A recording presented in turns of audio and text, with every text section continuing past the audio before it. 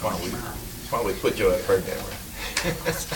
They put the less likely to be seen over here.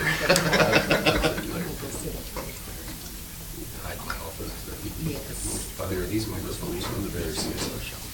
They'll pick up apps on the table.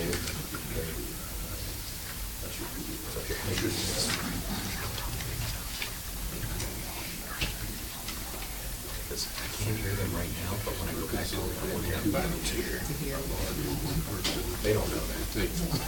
Or didn't remember it's your buddy.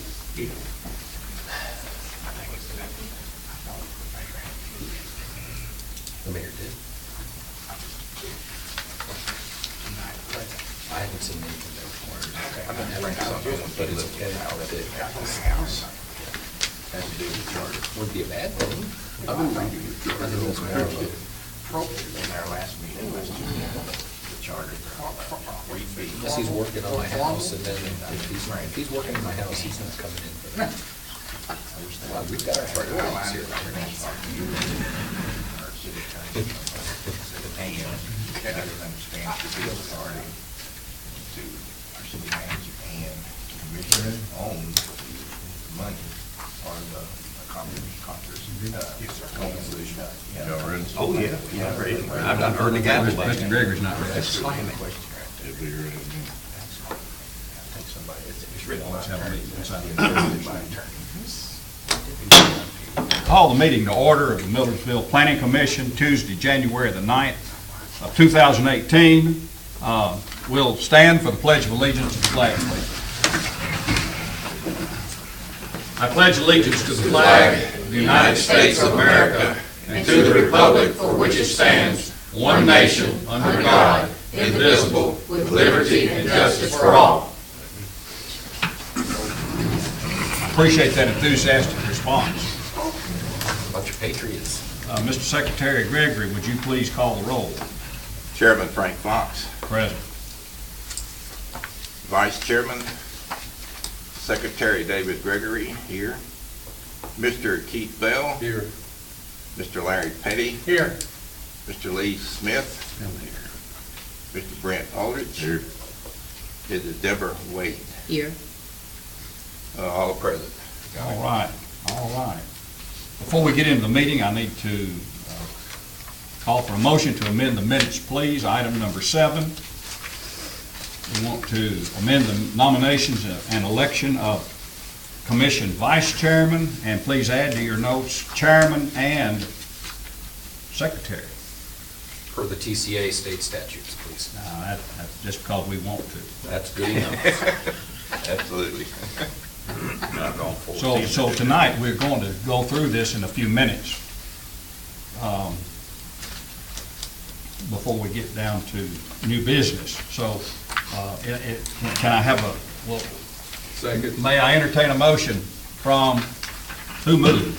Move that we amend the nominations in item number 7, nominations and elections of commission vice chairman to include chairman and secretary. I second the motion. Thank you, that's Bell and Gregory. All in favor, say aye. Aye. All opposed, like sign. Unanimous. Thank you. All right. Now, number 4, does anybody want to talk about anything they've heard or discussed with anybody that has anything on this agenda that needs to be shared with the group before we start? I've had discussions, or I had a telephone call from I don't think it's on this agenda tonight, but it probably will be on the agenda. But I've had discussions with a developer that called me asking some questions about the requirements, and I did give that information to Michael, but long story short, I didn't have an answer for him, so I turned to Michael and asked Michael some questions. All right. But it's not on this agenda, but I'm sure it's going to come up eventually. Okay. All right, all right. Item, let's see. Item number 5, approval of the minutes of the last meeting, which was in October.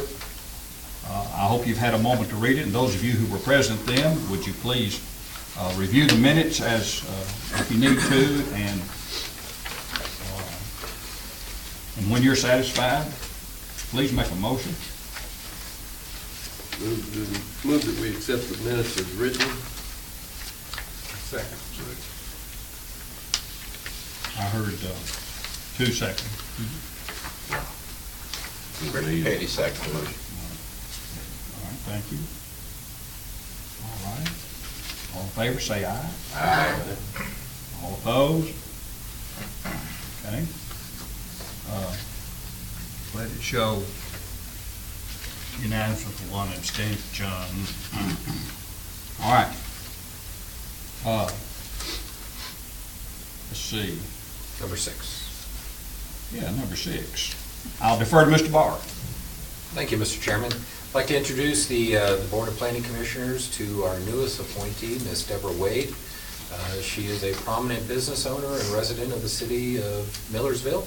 And I believe from her community and civic involvements out there, I think she'll be a great addition to this board. Just as a side note, I don't see that there's any potential conflict for interest, but her company does contract with the city in their lawn services, but I don't see any issues coming before us that there would be a potential for a conflict. So if you wouldn't mind taking a moment and telling the crew here a little bit about yourself, sharing some things. Okay, well, first of all, thank you guys for having me. I'm excited about being a part of this board. I'm excited about learning and growing and learning about our community. And we are business owners. We have a business that's right across the street over here, and we've been in business now for about, since 2004, full-time lawn care home service, and that's what we do, and that's what we love. And we do love the community, so I'm happy to be a part, and thank you for having me. Thanks for getting involved. Yes. It's a big thing, big step. All right.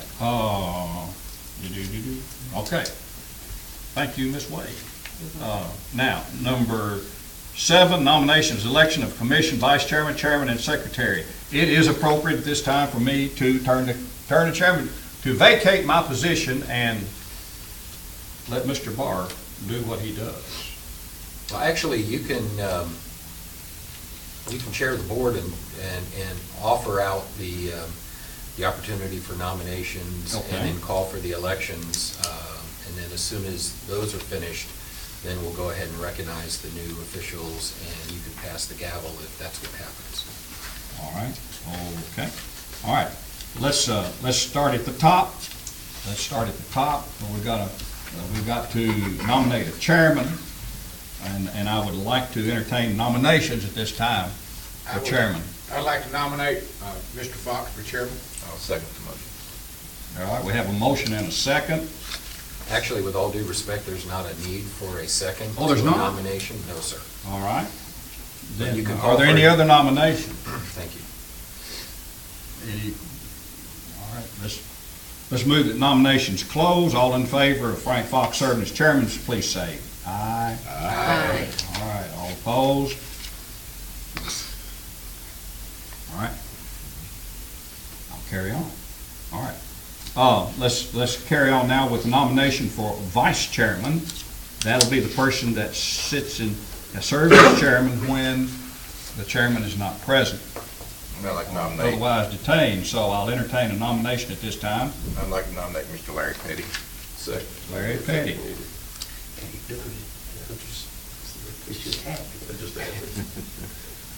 All right. Are there any other nominations?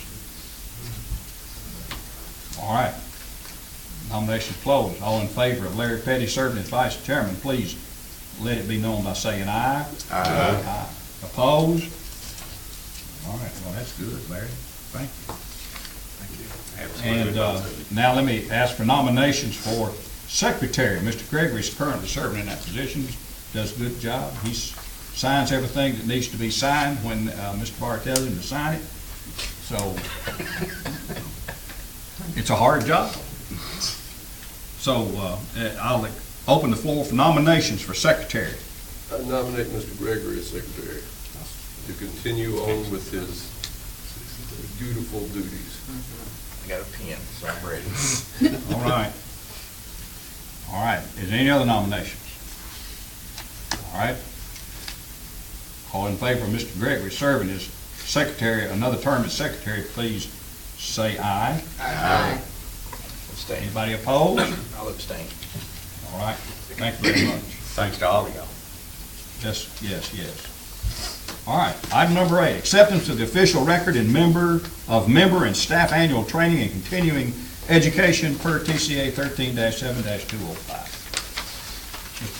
Mr. Barber, Yes, sir. I've attached a letter to the mayor summarizing the attendees and also attached the agenda for the Planning Commission, Board of Zoning Appeals members, and actually we had 2 additional city commissioners that joined us on the minimum 4-hour training. So that was a great opportunity, and it was a nice dinner that the city of Gallatin hosted for us.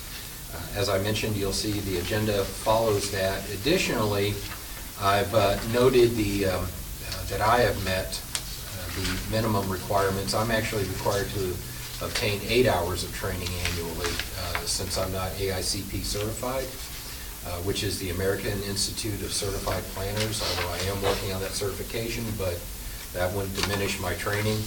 These are all good opportunities to continue to learn about planning and related issues here in my position. So I'm just asking that this be entered into the record. It's to be maintained by the boards, by the respective boards for the state statutes. So I ask that you accept these as official. I can't accept it as wrong. I was there. I apologize, Mr. Smith. Yeah, I knew he I- was. I thought he was when I saw it. No, I said he wasn't in I'm so attendance. sorry. He was there physically.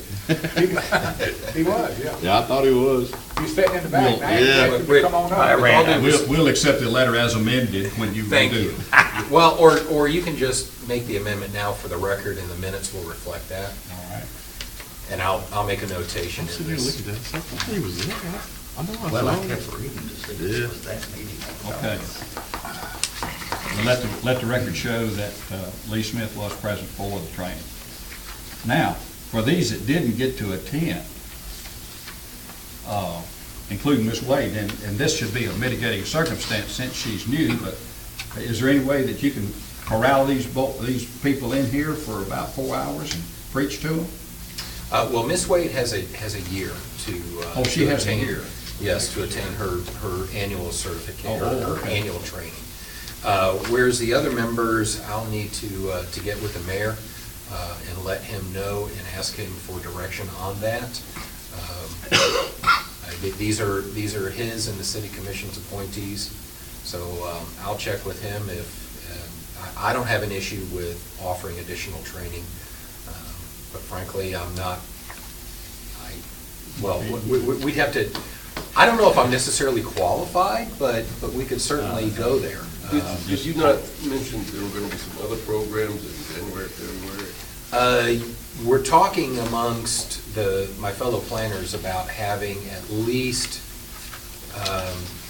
twice a year training, as opposed, we originally thought, could we do quarterly, and that's just, I don't think we'd have enough interest from the various boards, but if we did it twice a year, so actually, we're meeting at the end of the month, at least the Sumner County planners, and we'll talk about to see if we can put together another training opportunity.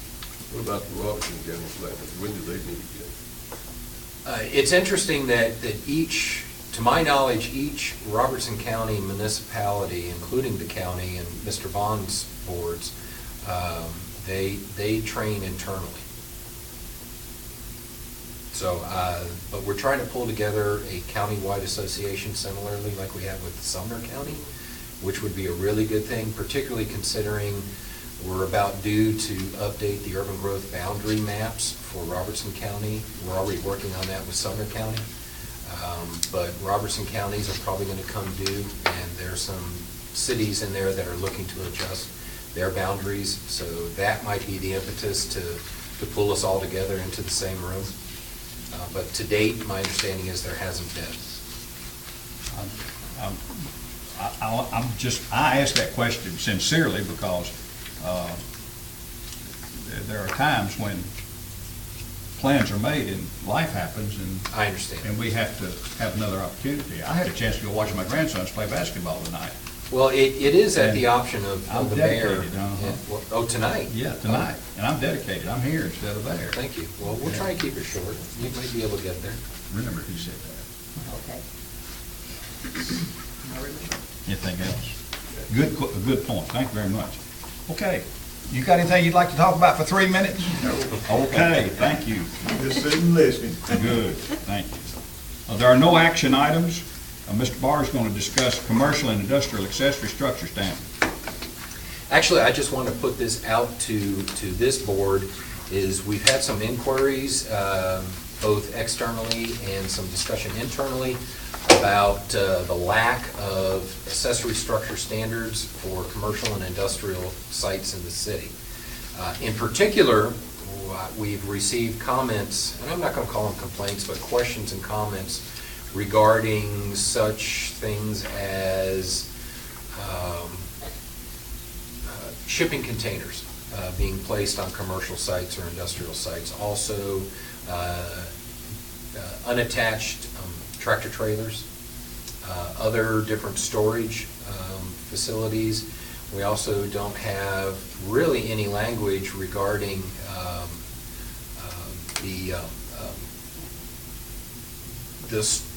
essentially the storing of equipment, let alone, and when I say equipment, I mean tractors and trailers, semis, and their own equipment, and where it should be located, and if we even want to get into regulating that.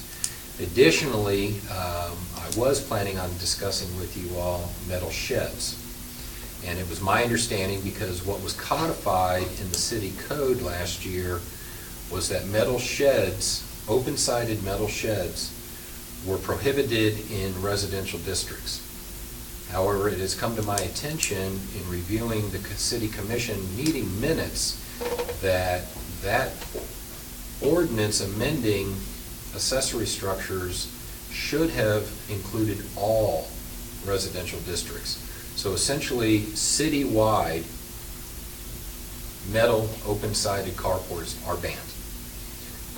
It was not included in the codification, although, so we You changed words on us there. You talked about one thing, then you said carports. carports or, carports, open-sided sheds, awnings, the standalone structures. There are a number of different titles for them, but carports, for lack of a better term, that are metal-framed and open-sided. Well, I mean, a carport would be open-sided, But a carport can be constructed but you with first said metal shed with a open side. open sides, plural, so all four sides are open. So you can call it a shed, you can call it a carport. I wonder if you close but one side, or you close three sides. You can do that. Yes, you can do that, yes. And I think there's even a provision on carports where if you basically put a facade around any post, Yes, sir, that is correct. so, What do you mean You put a can- facade? What kind of facade? like you got be metal wood. post and you put a wood post around it. Just the post itself? As long as the metal's not exposed. You put one by, That's- 1x4s around it, Even for though example, it has a metal. on all four sides, and then it's not a metal carport no more. What's the rationale for that? Excuse me? I wasn't here when the city commission approved that. I It's think my, it's just, the aesthetics of it, make it look a little bit more permanent, possibly. yes, The rationale, the reasonings for it? I assume I don't know. I wasn't present. that's the way I understood it myself. Well, that's just one of the factors in there, but as it stands right now, they were banned citywide. There's a lot of them out there. Yes, there are. And. But it was from that day forward that wasn't, that they don't say, if you already had it, and then we come up here and said, now we're stopping it. Well, we stopped it from this day forward, not, Right. They're grandfathered in. right. yeah. But does that include like the complaint or the lecture we had the other night at a meeting about a commercial metal carport. That prohibition includes that carport as well. Okay, I just didn't understand. I knew the residential part was a no-no. And I that's, didn't know if it and that's was- as far as I knew as well. Right, and Now- I didn't know that the commercial part was. But And in retrospect, couldn't that same guy or same person do the same thing with the wood facade? I'm gonna not put this up. He could, or he could use masonry or stucco or brick or whatever like that. Anything you want. However, Other than metal. If it is larger than 120 square feet of a footprint, it requires a building permit. The example that Vice Chairman Petty is referring to, they didn't pull a building permit either. But that being said, I think I would like any of your thoughts on that. What I'm proposing is, over the next month, looking through some of our other communities that surround us and seeing, I've already begun assembling some of those exhibits to see what they do on that. But essentially, what kind of accessory structures or storage that you all think would be appropriate here in the city, as well as the location of them and any kind of buffering that may be appropriate for those. So similarly to the exercise that we went through with the residential accessory structures a few months ago. And while at least the residential accessory structures had a beginning, we really don't have a beginning for the commercial and industrial. So it's felt that there's enough interest in that we should move it forward. So that's why I'm here to get your thoughts on at least a direction, some ideas, share some comments. I think most of it's already there. We are outbuildings and things, being off the property line, certain minimum and different things like that. It's mostly there. Well, right now, we don't have that. We only have those for the principal structures, not for anything accessory. Even an outbuilding, you don't have anything in there. It's got to be a certain It is distance off the property line. it's unregulated at this time. What was all that work we did on it last year? That was for residential only So you're just talking about commercial, and industrial. Yes, sir. but not residential. No, sir. I don't think we need to readdress that. I think everybody's satisfied with where we are on that. We have got those standards, That's what I thought. but we just don't have the commercial standards. Surely we have some standards. If somebody wants to build a commercial or industrial or building, then it's got to be so far off the line, and we have that, don't we? Only for the primary structure. Okay, well, then, like on our residential, we can kind of emulate the same thing, I would think. That's the direction I am headed in. Yes, sir. Okay. And as this board mentioned a few months ago, you've asked me not to propose any adjustments to the exterior finishes in the commercial and industrial districts. So unless they meet the standards that are in the code, we're not going to adjust those any, which, just to remind you that all buildings shall have all exterior walls veneered with architectural masonry, cement fiber, brick, glass, or other materials approved by the Planning Commission. And your interpretation that I'm following on that is, if they don't meet those requirements 100%, then the facade finishes come before this board for approval on a case-by-case basis. Generally, in the past, I've brought those to you with the site plans, and you've approved both. So per your direction, I'm going to continue to do it Yeah, I that way. think that's a good idea, Yeah. because you take something like Cracker Barrel wants to go up there about the road, Yep.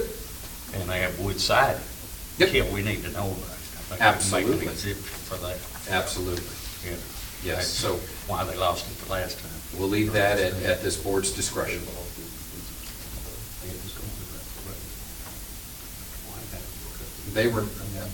Apparently, they were never offered to even request this board of an ulterior finish. Okay. I'm done. And in light of that, I would absolutely bring an item like that to you all. I agree, it should be brought before the board. Don't say that. Bring it here. Yeah, at that time, I was another thought. Yep. Okay, We're going to press on now. Go to Thank you. item 12, all righty. Mr. Barr. 12A, staffing changes, just to bring you all up to speed. Chief Thomas King, our fire chief, has resigned from the city and gone into the private sector. It was a great career move for him. So we did some shuffling internally.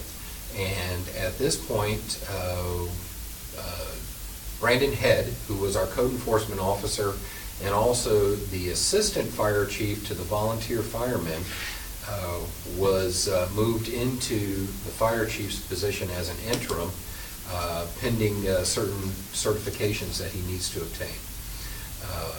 Then secondly, we had Josh Palmer, who was in the Public Works Department. He applied for Brandon's prior job of the code enforcement officer, so he has since been hired in as well, and I believe in an interim capacity also. What's his Well, name? Josh Palmer. Josh Palmer.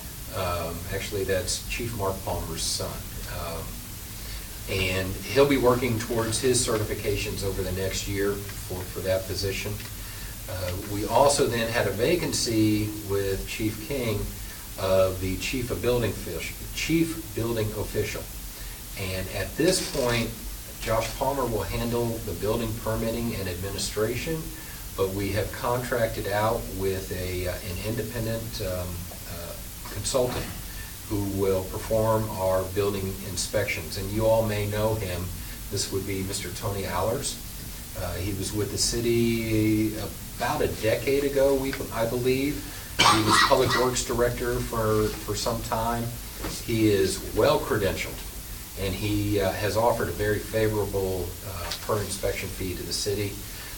The budget was amended at the last meeting, and he was contracted with the city. So in the interim, we're doing things a little bit differently here. The biggest issue will be there may be a slight delay in our response to inspection requests, but we'll try to address them as quickly as possible, particularly foundation inspections, footings inspections. So far things are going very well. And actually a nice bonus also is Mr. Allers has agreed to provide consultations with different builders and property owners here. So he's not just strictly an inspection service, he's also a great resource for the city. And then I believe, Michelle, you're having a move within the city as well. Michelle will be moving over to the police department as their records clerk. So some decent changes, some real good moves up, if you will, some good professional advancements, and pleased to share that with you. Will Mr. Palmer report directly to you? At this time, he will continue to report directly to Karen. Do we have a hierarchy list or lack of? We have an organizational chart. Yeah, do we have one of those? We do. I'd be happy to forward a copy of it to you. I think the members of this board would like to see that.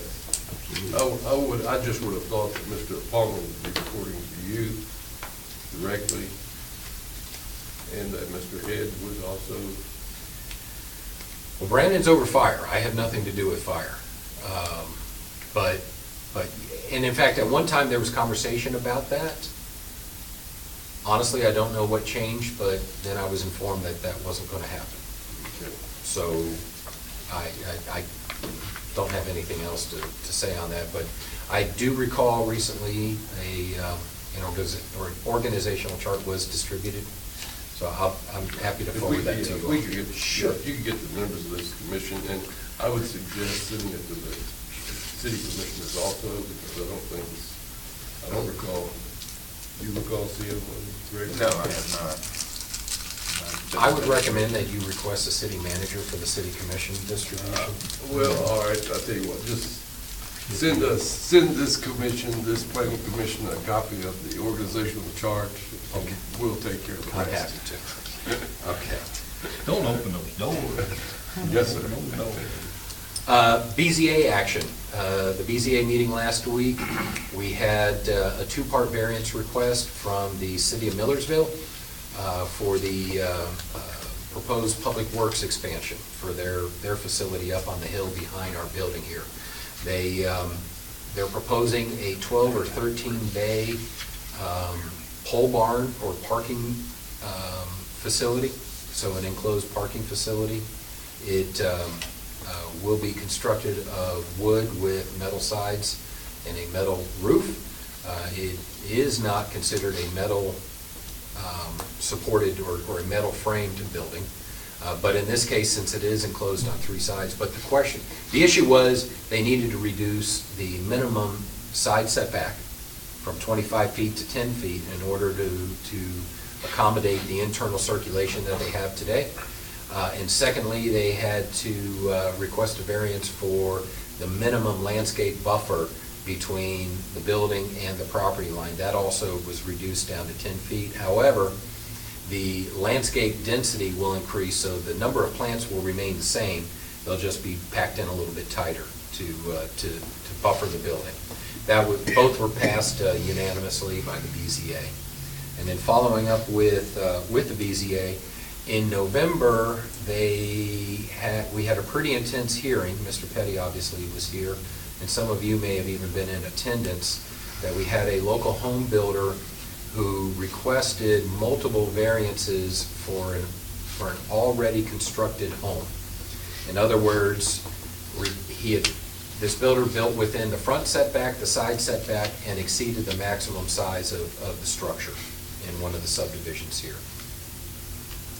He was denied his certificate of occupancy, and so he petitioned the BZA for variances to the three standards that he wasn't able to attain, and then each of those was voted down or denied, and then we heard the request for an appeal to the denial of a certificate of occupancy. That was also denied. I'm happy to tell you that the builder proposes to move the home, so literally to extend the foundation in two directions and literally jack up the house and slide it back onto the new location, which should bring him into compliance with those setbacks. And then he will come back for a request for a variance on the maximum size of the home. I anticipate the community supporting that based on conversations with some of his neighbors. So that's moving forward in a positive manner. I mean, it was a hard thing for this fellow to do, and it was a hard thing for the BZA to take a position that hurt this guy, but it was a self-imposed hardship. How did this happen? He never. He didn't request anything. He just started building and never asked nobody. He actually was 7 inches over on the other people's property. No, he was 18 inches. At the corner of his. not exactly, but How can you do that? I was on, my understanding, y'all knew he was gonna build. yeah, he did pull a building permit. But he Did you didn't have a want survey? he didn't want to pay for the survey So he eyeballed to it. save money. There was a couple of states, and that's what he went with. Now, I asked you about this, that the codes has nothing to do with this. This is a building issue. Yeah. Yes. Okay, so I think that the city should require a survey before they issue the Our code requires a site plan to be submitted with the building permit application. Well, I mean, he could have a site plan, but if it ain't on the site, because see, he was building with his own money. So there was Yes. no mortgage company involved. Mhm. A mortgage company would have required the survey, In all likelihood. because they want to make sure the home you're building's on the property that they have title to. Yes. And I think we could step in, and at the time of building permit, you need to have a survey. We need to. Or it's strongly suggested, and this is what will happen if you don't get one, if it's not, the setbacks aren't met, and let them sign off on it. We actually, some of our sister cities do it that way. The second option that you mentioned. I think it's something, because I was here in that meeting. It was like Mr. Mobley said, nobody's winning tonight. No. Nobody was gonna win that night. It was bad for them. I sat there and watched his wife. She was just back there trembling over it. And I watched this board. They didn't want to do it either. But it had to be done. At the time, I'd like to see it avoided. it should be at this point, but it may occur again, and I'll tell you why. I think we got one going now, don't we? What's that? Is there one going on now? There are two others. The city requires a site plan to be submitted. There really aren't details as to the quality of the site plan. It does not have to be prepared by a surveyor. We recommend that. To my knowledge, in the case of what Mr. Smith is referring to, the builder did not submit it, and the building permit was issued without the accompanying site plan. We have since tightened up our internal processes that we now have that as on our internal checklist, that we make sure we get a site plan. And if there is any question as to getting close to encroachments, that we highly recommend a surveyor prepare it. And we also recommend that a surveyor come out and do the construction layout, set the corners of the foundation. I'll give you an example. I'm building a home. I did that. I did just that, because I'll be the last one to get caught in a pickle like that. So I hired a surveyor. They came out, set the corners, and then set the house. And that's where we built it. That's the way it's done in a lot of places. A lot of places don't have, a lot of more rural areas in smaller cities, they don't have the resources to check on that. And I'll tell this board, our building inspectors are not surveyors. We don't have the ability, but if it's glaringly obvious, then now, and staff honestly wasn't comfortable with stopping the construction, because the builder had every right to continue building, even though it became obvious that he was encroaching in the setbacks. The only authority we had is to deny the certificate of occupancy. We requested multiple times for the builder to get a surveyor involved and shoot the corners and verify the location of the home, and he did not. So you're saying during the building, everybody knew he was encroaching, It appeared that way, yes. and the city didn't We see can't any put a need? stop work order on that? No, Why? because it's a construction activity, and we don't regulate the construction activity other than approve it to begin and then to end, with periodic inspections for specific building components and more quality. Was it as brought to opposed- his attention that? Absolutely. Multiple times. And documented. Multiple and documented. Yes, sir. When was the building permit issued? About how long ago?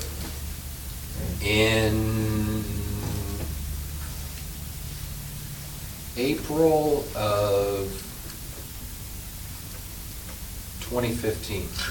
It's a year permit, a year building I permit. thought you had to build within a year. He does. He then got a 6-month extension. However, that lapsed in October of 2016. And at that point, he had pretty much abandoned the project. So did he complete the project, or was it sitting halfway? It's still sitting there now. He's Halfway working with an completed. engineer to prepare he's gonna pull another building permit to move the house on the lot.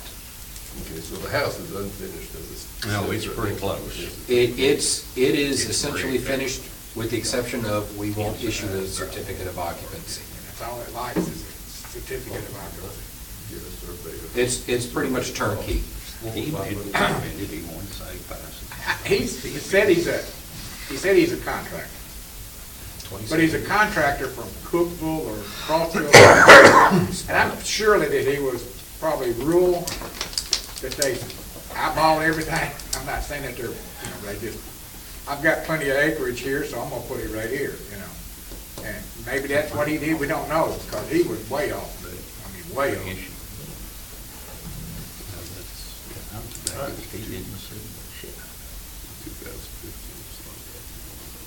And they come in with, him and his lawyer come in with, ask permission, I mean, get forgiveness instead of permission, you know.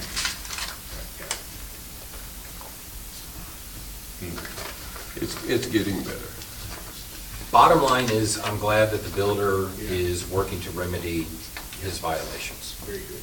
So it's not going to stand there unfinished. We believe that it'll be rectified. That'd be good for the neighbors. Other planning and zoning activities, I wanted to touch base on the action items from the last meeting that we had. The minor subdivision of the McMurtry Estates Phase 1, the 2 lots, that was recorded, and that's done and done. 31W's building number 3, that construction's underway. The rezoning of 2044 Wilson Lane has come to a screeching halt. It passed this board with a recommendation to the commission, the city commission. At that point, I needed the applicant owner to provide a survey per our ordinance, and she has been unresponsive. So that sits out there in limbo.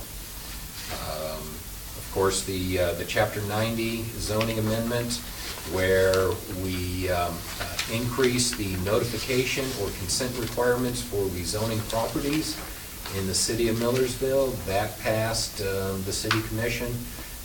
That has become law, thank goodness, protecting the rights of our private property owners throughout the city. So if any of you have any further questions on that, I'm happy to discuss that with you.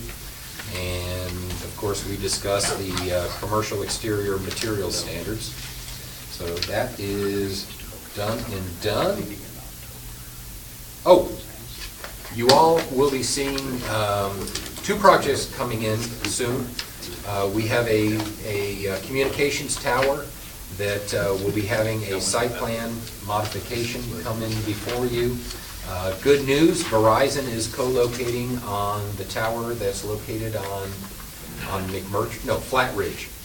And so hopefully those who have their cell service through Verizon, it should improve dramatically with them going on to that tower, although they are adding some infrastructure to the around the base of the tower, so that needs to come through as a commercial site plan for us, including a concrete pad and a backup generator and some other, I think, a control room. That's the only tower you're talking about? That's the only tower that Verizon's representatives are coming in for. Then we have a subdivision that has been partially submitted for approval. It unfortunately is not complete at this time, so we haven't accepted it. The clock hasn't started yet on it because we're still missing some critical elements or exhibits for the submittal. They submitted and this is for a subdivision out on the west side of Bethel Road on South Williams. It's a 53-lot subdivision called Bethel Farms. So hopefully, while you may not see this next month, hopefully we'll get it before you in March and get that project underway. And that's about all I have right now with you all. Mr. Chairman? I'll entertain a motion, we adjourn. No, I won't. I'm going to ask if anybody else has a further comment. Item 13. I have a comment on that last thing he just said, Bethel Farm. Is the water pressure adequate? No, The water pressure, it's not. I mean, you've been working with these folks. I have. The developer is having to upgrade some of the water lines for White House Utility District, including about 2,500 lineal feet of upsizing from a 2-inch to, I think, a 4 or 6-inch on South Mount Pleasant Road. That will be at their expense, not the utility district's expense or the city's expense. The city has adequate sanitary supply up there. I'm pleased to have learned that we have over 800 residential units of sewer capacity in the ground today without any expense to upsize, which tells me that from this point forward, we probably have another 750 units that we could take in today up there. The problem is water. The previous fire chief approved less than standard water flows. The subdivision will not have fire hydrants. The subdivision will have at least one blow-off valve that the trucks can use to fill, but not draft from and pump from, the fire trucks. So the fire suppression up there is questionable, but the developer has accepted that. You'll get paid too. It stinks. I'm sorry? I said the developer will get paid, but the homeowner won't have any protection, so it stinks.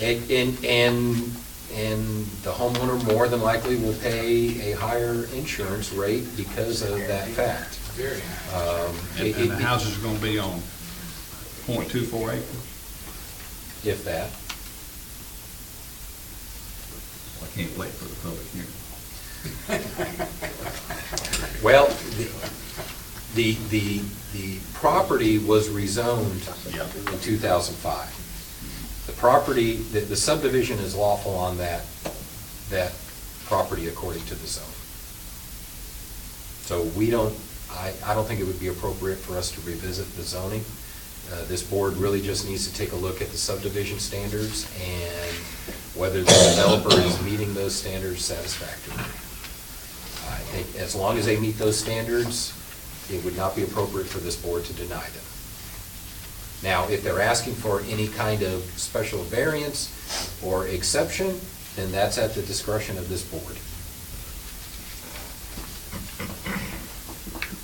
It just seems like we've got ourselves, the communities, not this community, every community, they're having the same. Every community in Robertson, Sumner County area. You read the paper, what's going on in Gallatin, they're flogging the commissioners up there because somebody wants to put houses on 0.21 acres. And, that you have to do that if you're a developer so you can make money. Yes, sir. You can't come out. Mm-hmm. And so, Again, it's that zoning was granted in 2005. yeah, but we're not eternal almighty either, My only point is that it's gonna be a hot button issue. I don't know what the hot button would be because the horse is out of the barn, so to speak. I understand. And frankly, as long as the applicant meets the standards of our subdivision regulations, there's no reason for this board to deny that plat. What would their fire insurance level be up there? Do you have any idea? In I do comparison, not. would it affect this city's fire protection rating? Would I it don't. affect my fire protection rating and Frank Fox's fire protection rating? I don't know. I can't, that would be a question for our fire chief. They would be, I mean, the question on the application is, are you within 500 feet of a fire plug? Right. And the answer is no, so they'd be R6 or 7, maybe 8. What else have volunteer fire department? We have a combination fire department. We've got a fire hall, it may be within 2 miles of that, I don't know, is it? It's real close to that. It'd be close to 2 miles. Now, the city of Millersville is considered a combination fire district. We do have full-time as well as volunteers. We are not a standalone volunteer, and that's funny, a resident asked me about that recently, that they were concerned that their insurance company was adjusting their rates and stating that the city only had a volunteer fire department, and that is not the case. We have a combination fire department. Unlike White House, interestingly enough, White House being a larger city than us, and their fire department is entirely volunteer. I wasn't aware of that. I learned that just You talking about the this city week. or this? White House, the city of White House does not have a full-time staff fire department. Or rather, employed fire department. They are, I'm told they are volunteer. They run 3 shifts up here at this fire hall right up here. I don't A, B, and believe- C. I don't know if they're compensated, but They run them trucks during the day, I mean, they're full. You see them up in Colorado Grill or whatever. I'll confirm that. They got Putting the fire out, putting the fire Yeah, out. well, I mean, you know what I mean, you know. I'll double They're check. manned at every They got a time. pickup truck too, yeah. I was I'm shocked by that. Full-time fireman for White House. Oh, really? Yes. So perhaps I was informed wrong. And I Like I said, apologize He if works out of I, this right up here in C shift, and I know, wouldn't be the first time I've been wrong. no, no, I'm not saying you're wrong. I could be. You know, I'm just passing the word on of what somebody answered to me. But I'll investigate that and bring that back to you. Which But part? that, about White House being a volunteer Oh, fire department. that's- But also, I'll take a look to see if there's any city, citywide ramifications to a subdivision that doesn't have adequate fire suppression. Well, it's, okay. I guess it pulls at my heartstring because I have always, I've got this long time sensitivity toward the lack of concern on behalf of the White House Utility District for the needs of the city. Yeah. And it gets my blood pressure up. Gets my blood pressure up. I may need to go home and take a pill. they're putting a strain on the city. But at any rate, thank you very much, Mr. Barter, for these updates. I got Now, one more thing. Commissioners, Yeah. we're still in commissioner comment. Yes, thank you. Yes, sir. Mr. Chairman, I'd like to thank the property owners down at 1071 Louisville Highway for getting their yard fixed. The grass cut, and they, I 1071. believe it's right down here where it was so high, it's got the sign out front that says no trespassing. I think it's 1071, Yes, right sir. beside 1068, right beside Anthony Hope's dad's property right there. Oh, yeah, yeah. Right below it. And they, according to code, they went in with a weed eater with a blade on it and mowed that whole thing. Who did? The property owners. Good. And I just wanted to thank them for doing that. And the codes department. All right. Anybody else? No, Ms. Wade, no, sir. you want to speak now, or forever hold your peace? After tonight, it's permanent, you can't leave. You don't have anything to say? No questions? Yeah, we're all right. I'm good, no, sir. Mr. Clea, you got anything? I'd like to entertain a motion, we adjourn. Move that we adjourn. Mr. Second. Go All right. basketball game. Bill and Jump Bill ball. and Aldrich. Jump ball.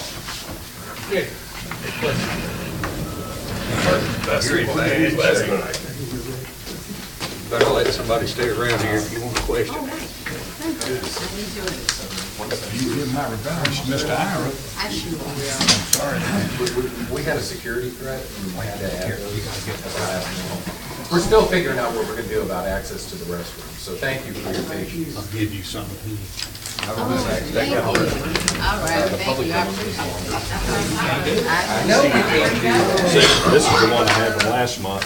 We're working on it. You do a great job, thank you.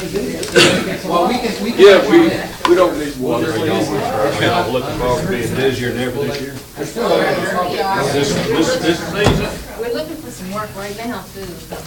Get interested. Doing that work. We got our fillers out. Oh, yes, so they people. Well, you're looking for work right now. Thank you, David. It's a good time to do shrubs and trees. You need the signs? Yes, ma'am. So that's what we're in the process of doing right now. Been talking for the record, Charles Anderson. Uh-huh. May have to go in the afternoon because he has been out here this morning. Okay. Have a good morning. Good meeting, thank you very much. Thank you, Mr. Fox. And in spite of my blathering, I really appreciate what you're doing. He said he might be down. I am blathering. No, you're not. It's too early. So there may be an issue with our DVD, Okay. because when I tried to hit record, it looked like it was already recorded, but we've got it on. Full-time, so I don't know. We've been conversating back and forth. What? Oh, Well, let me know. Just come up with a time that's gonna work best for everybody. 4:30, everything's be all right. Maybe around the office. That'd be a good time for me. Yeah. If So that's you wanna okay do with you, Monday? I'll Let's say check. Monday at 4:30? Yeah, and if I can get,